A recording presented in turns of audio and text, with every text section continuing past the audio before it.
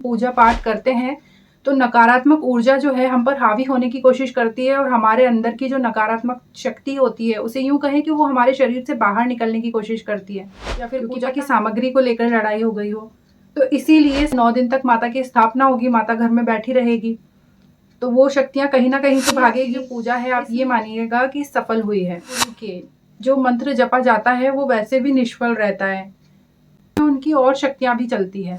सकारात्मक शक्ति चलती है तो उनके पीछे पीछे नकारात्मक शक्तियां भी चलती है। जब आप ऊर्जा को संभाल ही नहीं पाएंगे तो आप पूजा पद्धति अपनाएंगे कैसे? ठीक है। नमस्कार, गायत्री सावित्री साधना में आप सभी का स्वागत है। आज हम बात करेंगे नवरात्रि के बारे में, खास करके शारदीय नवरात्रि की, क्योंकि शारदीय नवरात्रि आने वाली है।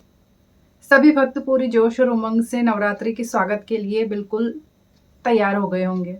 तो आज हम भी नवरात्रि साधना के बारे में बात करेंगे कि इस साधना को क्यों किया जाता है, नवरात्रि की साधना आखिर किस प्रकार करें, इसका उद्देश्य क्या होता है, किस प्रकार ये पूरी पद्धति है जिसको अपना करके कि माता जो हमारी देवी हैं उन देवी को हम प्रसन्न कर सकें, उनकी आध्यात्मिक ऊर्जा को हम प्राप्त कर सकें और हमारी नकारात्मकता को हम दूर कर सकें। क्योंकि नवरात्रि साधना जो है इसका मुख्य उद्देश्य यही होता है कि हमारी जो नकारात्मकता है उसको हम हटाएं, हमारे घर के अंदर जो नकारात्मकता है उसको हम हटाएं और सकारात्मक ऊर्जा का संचार हमारे अंदर, हमारे घर के अंदर हो सके। कई लोगों का उद्देश्य और कुछ नहीं होता, केवल ये होता है कि वो माता आदि शक्ति को, माता जगदम्बा को प्रसन्न कर सकें। उन लोगों को अपने लिए कुछ नहीं चाहिए होता है। कई लोगों के मनोरथ के लिए लोग माता से प्रार्थना करते हैं तो कई लोग निष्काम भक्ति करते हैं। तो हम यहाँ पर सभी की बात करेंगे कि सभी लोग किस प्रकार माता जो आदि शक्ति है उनकी साधना कर सकते हैं। तो साधना का प्रथम चरण होता है तैयारी। तैयारी बहुत जरूरी होती है, क्योंकि तैयारी के बिना जब कोई काम शुरू किया जाता है तो फिर उसी काम के बीच में आपने देखा होगा कि पूजा करते समय बहुत ज्यादा बहस होती है, या फिर कई बार जो होता है कई लोगों के बीच में लड़ाई झगड़े होने शुरू हो जाते हैं। उसका खास वजह तो ये भी होता है कि नकारात्मक शक्तियों का प्रभाव उस समय बहुत बढ़ जाता है, जबकि इंसान सकारात्मकता की तरफ आगे बढ़ने लगता है। कई बार आपने देखा होगा कि आप नवरात्रि की पूजा के लिए घट स्थापना करने वाले हैं और अचानक से आपके घर वालों के बीच में पूजा को करने के लिए या फिर पूजा की सामग्री को लेकर लड़ाई हो गई हो। तो इसीलिए सबसे पहले आपको ये तैयारी करनी है कि आप जो भी सामग्री है उसे सुबह बहुत जल्दी उठकर, जैसे ही दुकानें खुल जाए तभी जाकर लेकर के आ जाएं। क्योंकि एक दिन पहले कई लोग इसकी पूजन की सामग्री होती है शारदीय नवरात्रों में वो नहीं खरीदते हैं, पितृपक्ष के कारण करते हैं और वो लोग सामग्री नहीं खरीदते हैं। इसलिए जितना जल्दी हो सके आप एक दिन पहले लिस्ट बना लीजिए कि माता की जो नवरात्रि की घट स्थापना आप करेंगे उसके लिए आपको क्या क्या सामग्री चाहिए, और दूसरे दिन बहुत जल्दी जाकर आप उसको ले आइए, आपके यहाँ पर जैसी भी सुविधाजनक आपको स्थिति लगती है।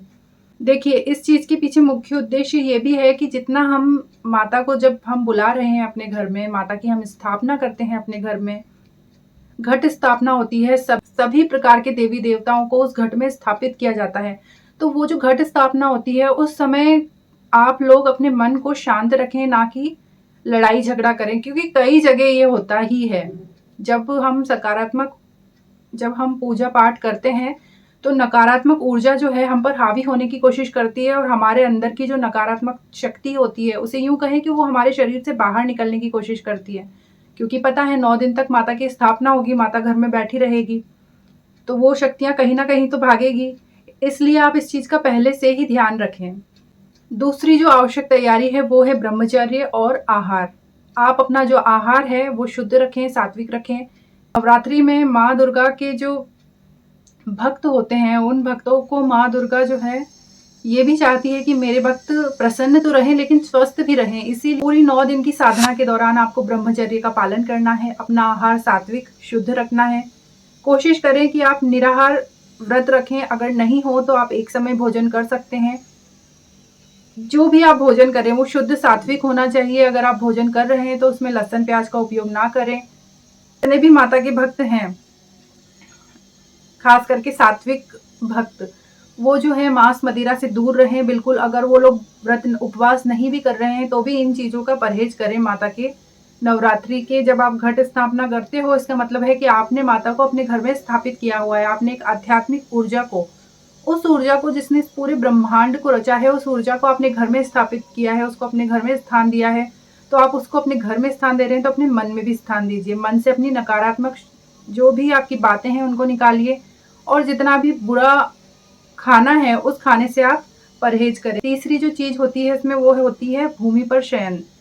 जो लोग भी, खास करके जो मुख्य कार्यकर्ता होता है आपके घर के अंदर, जो भी मुख्य कार्य करे पूजा के अंदर, जो भी पूजा करता है, या फिर जो गृहिणी होती है, खास करके गृहिणियाँ ही इस दौरान पूजा पाठ करती हैं, तो वो भूमि पर शयन करे। भूमि शयन इस दौरान बहुत ज़रूरी होता है, खास करके उस कमरे में या उस स्थान पर, उस देवीय स्थान पर जहाँ पर कि आपने माता की स्थापना की है। उस स्थान को अच्छे से ढक कर रखें जहाँ पर आपने पूजा करी है। रात्रि के समय माता का जो स्थान है जहाँ पर आपने घट स्थापना की है, उस स्थान को पर्दे से ढक कर रखें। अगली चीज है कि आपका आचरण इस दौरान कैसा होना चाहिए। आपका आचरण ऐसा होना चाहिए कि आप सत्य को निष्ठा पूर्वक धारण करें। आप अपने मन में श्रद्धा का बीज बोएं, अपने मन में श्रद्धा जगाएं। ये आपको धारणा होनी चाहिए कि माँ आदि शक्ति जो है, जिसकी भी आप पूजा करते हैं, चाहे वो महाकाली हो, माँ गायत्री हो, माँ दुर्गा हो, वो सभी शक्तियां हमारे समीप है। तो हम अपने मन में श्रद्धा का बीज बोएं। वो श्रद्धा जब आपके अंदर जागेगी, वो समर्पण जब आपके मन में माता के प्रति उत्पन्न होगा, तभी आपकी जो पूजा है, आप ये मानिएगा कि सफल हुई है। आपका आचरण भी सत्यनिष्ठ होना चाहिए। आप झूठ का सहारा ना लें, खास करके नवरात्रि के दिनों में। यदा कदा हम झूठ बोलते ही रहते हैं, लेकिन जरूरत पड़ भी जाती है। कई बार काम करते हैं, कोई लोग झूठ बोल देते हैं कि भाई हम लोग लेट हो गए, ट्रैफिक था, ये था। तो उस चीज का आप सतर्कता से पालन करें, अच्छे से आप रहें इस दौरान। अपना जो नैतिक आचरण है उसे भी अच्छा बनाए रखें। आसपास के लोगों से भी लड़ाई झगड़ा आप जितना हो सके ना करें। अब आ जाते हैं कि महिलाओं के लिए क्या निर्देश होते हैं। तो महिलाओं के लिए, तो महिलाएं जो हैं वो मासिक धर्म के दौरान माता की पूजा पाठ से परहेज करें, और जो माता आदि शक्ति है, आप जो उनका जिस भी कमरे में, जिस भी स्थान पर आप माता शक्ति को स्थान देते हैं आपके घर में, उस स्थान से आप इस दौरान दूर रहें, पूजा पाठ से दूर रहें। जो आपको मंत्र उच्चारण करने हैं, जो भी आपको पूजा साधना करनी है, आप मौन रहकर करें। मौन रहकर मतलब मानसिक आप जाप करिए, ठीक है। जो शाब्दिक उच्चारण होता है मंत्रों का, वो इस दौरान बंद रहता है। शाब्दिक उच्चारण मंत्रों का मासिक धर्म के दौरान नहीं किया जाना चाहिए। ये शरीर के लिए भी सही नहीं है और मन के लिए भी सही नहीं होता। इसलिए आप जितना हो सके मौन रहकर या फिर मानसिक जो जाप होता है वो आप कर सकते हैं। माता आदिशक्ति जगदम्बा का मुख्य मंत्र जो है माता दुर्गा के लिए होता है ओम दुम दुर्गाय नमः। जितने भी गायत्री उपासक हैं वो माता गायत्री का जो महामंत्र है उसका जाप करते हैं, अनुष्ठान करते हैं। खास करके कई जगह पर 27,000 जो मंत्र होते हैं उसका एक लघु अनुष्ठान इस दौरान किया जाता है। माता गायत्री का लघु अनुष्ठान किस तरह किया जाता है, उसकी पूजा पद्धति अगले वीडियो में मैं अपलोड कर दूंगी। अभी हम लोग यहाँ पर साधारणतया जो सभी लोग पूजा पाठ करते हैं उसकी बात करेंगे। नवरात्रि में आत्म सुरक्षा भी बहुत जरूरी है। आत्म सुरक्षा क्यों जरूरी है? क्योंकि जितनी भी नेगेटिव पावर्स होती है वो हमारे आसपास घूमती रहती है, लेकिन जब माता आदिशक्ति को स्थापित किया जाता है तो ये माता आदिशक्ति क्या करती हैं, ये जो ऊर्जाएं इनको अपने आसपास स्थान नहीं देती, अपने भक्तों के भी आसपास नहीं आने देती। तो ये जो नेगेटिव ऊर्जाएं हैं ये इधर उधर घूमती रहती है। घूमते घूमते अगर आप लोग इन नेगेटिव ऊर्जाओं के संपर्क में आएंगे, पूजा पद्धति को नहीं अपनाएंगे, तो हो सकता है ये ऊर्जाएं आप पर भी हावी होने की कोशिश करें। इन ऊर्जाओं से बचने के लिए आप दुर्गा सप्तशती का पाठ कर सकते हैं। दुर्गा सप्तशती का अगर आप पूरा पाठ नहीं करते तो भी आप अर्गला स्तोत्र और चंडी स्तोत्र का पाठ जरूर करें। इस दौरान आप देवी कवच का पाठ भी करें। देवी कवच से आपके संपूर्ण शरीर की और आपके मन की, आपके परिवार की पूर्णतया सुरक्षा माँ दुर्गा स्वयं निश्चित करती है। जो लोग गायत्री का जाप करते हैं उन्हें गायत्री जाप के अलावा और कुछ करने की आवश्यकता नहीं होती। माता गायत्री के मंत्र के अंदर अपने आप में ही इतनी शक्ति है कि वो किसी भी प्रकार की नेगेटिव ऊर्जा को आपके आसपास आने ही नहीं देती। शारदीय नवरात्रों में 3 माताओं की मुख्यतया पूजा की जाती है, माता महालक्ष्मी, महाकाली और महासरस्वती। तो अगर आप शारदीय नवरात्रों में इन माताओं की पूजा पद्धति अपना रहे हैं तो इन माताओं का जो मंत्र है वो मंत्र आप जाप कर सकते हैं, माँ का स्मरण कर सकते हैं, ध्यान कर सकते हैं। अगर आप कोई मंत्र आपको किसी गुरु ने प्रदत्त नहीं किया है तो आप मौन रहकर आराम से माता का ध्यान करिए। लेकिन किसी भी जो बीज मंत्र होता है उनका उच्चारण बिना गुरु के दिए आप धारण ना करें। चाहे कोई कुछ भी कहे, बिना गुरु के जो मंत्र जपा जाता है वो वैसे भी निष्फल रहता है। इससे माता आपको फल तो देती है, माता की आपको प्राप्ति तो होती है, लेकिन इस चीज आप ये समझिए कि माता जो होती है, माता के साथ में उनकी और शक्तियां भी चलती है। जब हम किसी भी माता की बात करें, जब कोई भी शक्ति, सकारात्मक शक्ति चलती है तो उनके पीछे पीछे नकारात्मक शक्तियां भी चलती है। जब आप ऊर्जा को संभाल ही नहीं पाएंगे तो आप पूजा पद्धति अपनाएंगे कैसे? ठीक है, उस पूजा को सतत चालू कैसे रखेंगे, अनवरत कैसे करते रहेंगे? इसलिए गुरु की आवश्यकता पर हमारे शास्त्रों ने भी बहुत जोर दिया है। गुरु बहुत आवश्यक है, इस चीज को आप स्मरण में रखिए। अब बात कर लेते हैं घट स्थापना की। घट स्थापना कैसे करना है? तो घट स्थापना के लिए एक दिन पहले आपको सारी पूजन सामग्री लाकर रखनी है आपके घर में। जिस भी प्रकार से आप घट स्थापना, आपके घर में जो परंपरा है उस हिसाब से आप घट स्थापना कर सकते हैं। घट स्थापना में मुख्य रूप से जो चीज कार्य करती है वो होती है आपकी श्रद्धा। श्रद्धा ही हर पूजा का अनिवार्य तत्व है। अगर बिना श्रद्धा के आप पूजा करेंगे, बिना भावना के आप जप करेंगे, तो आपकी जब तब कोई कुछ भी सफल नहीं होता। इसलिए श्रद्धा को जगाइए पहले। जब आपके मन में श्रद्धा होगी तो ईश्वरीय अनुदान आपको स्वयं ही प्राप्त हो जाएंगे। उसके लिए आपको किसी मंत्र के जपने की भी आवश्यकता नहीं पड़ेगी।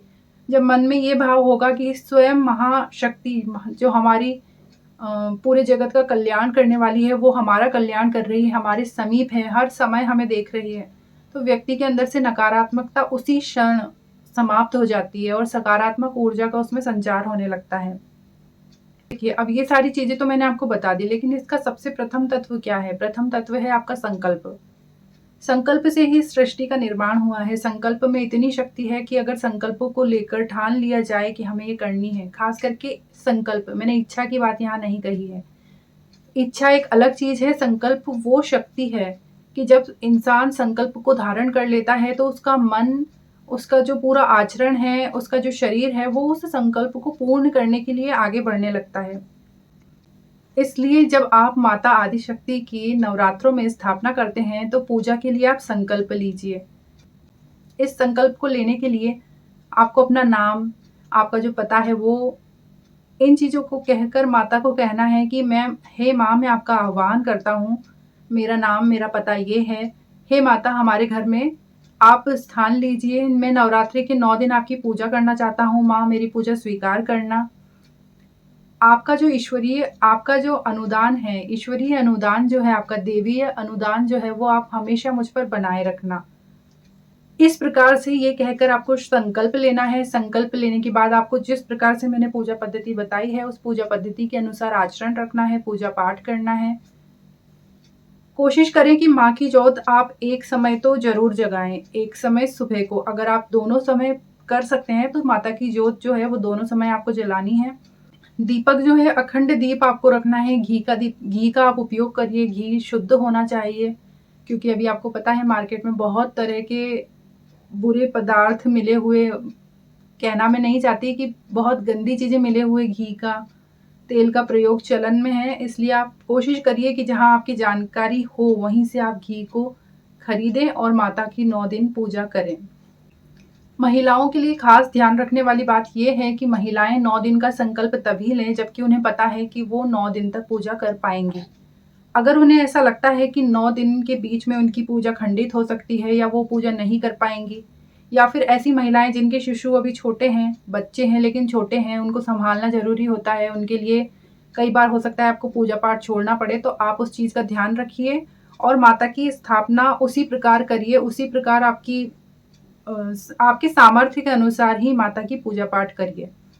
अगर आप संकल्प लेंगे तो उस संकल्प को आपको पूरा करना पड़ेगा, इसलिए संकल्प वही ले जिसे आप पूरा कर सकें, जिसे आप निभा सकें। नवरात्रि के हम अंतिम अनुष्ठान की तरफ चल पड़ते हैं। अंतिम रूप से आपको क्या करना है कि जब भी आपकी माँ, जो आपके घर में जो परंपरा है, जिस दिन भी आप माता की पूजा करते हैं, माता को पूर्ण रूप से माता की नवरात्रि की पूर्णाहुति करते हैं, वो कब होती है? कई लोग महासप्तमी के दिन, कई लोग सप्तमी के दिन करते हैं, कई लोग महाअष्टमी के दिन करते हैं, तो कई लोग महानवमी के दिन करते हैं, कई लोग माता को दशहरे के दिन भी विदा करते हैं। दशहरे के दिन पूर्णाहुति करते हैं माता की नवरात्रि की। तो आप जिस दिन भी आपके घर में परंपरा है उस हिसाब से इसे कर सकते हैं। अनिवार्य अनुष्ठान तत्व ये है यहाँ पर अंतिम कि आपको नवमी को या अष्टमी को, सप्तमी को 9 दुर्गाओं को, 9 कन्याओं को भोजन कराना होता है। भोजन के उपरांत आप इनको कोई भी फल या उपहार माँ की कंजकों को दे सकते हैं। इनका विधिवत पूजन करना भी अनिवार्य होता है। इनके चरण धोइए, ठीक है, चरण को अच्छे से पोंछिए, तिलक करिए माता की। ये सोचिए कि माता साक्षात आपके घर में पधारी हैं। और इन 9 दुर्गाओं के साथ में, इन 9 कन्याओं के साथ में आप एक लड़के को, छोटे बच्चे को भोजन ज़रूर कराइए। उसका स्वरूप होता है भैरव का, या यूँ कहिए माता जी के साथ चलने वाले लांगुरिये का। इसलिए इस प्रकार से आप पूजन करिए, तो आपका पूजन माता आदिशक्ति भी स्वीकार करेगी। मिलेंगे अगले वीडियो में, जहाँ हम बात करेंगे नवरात्रि में गायत्री अनुष्ठान की। नमस्कार। गायत्री मंत्र के साथ इस वीडियो का समापन करते हैं। ओम भूर्भुवः स्वः तत्सवितुर्वरेण्यं भर्गो देवस्य धीमहि धियो यो नः प्रचोदयात्। धन्यवाद।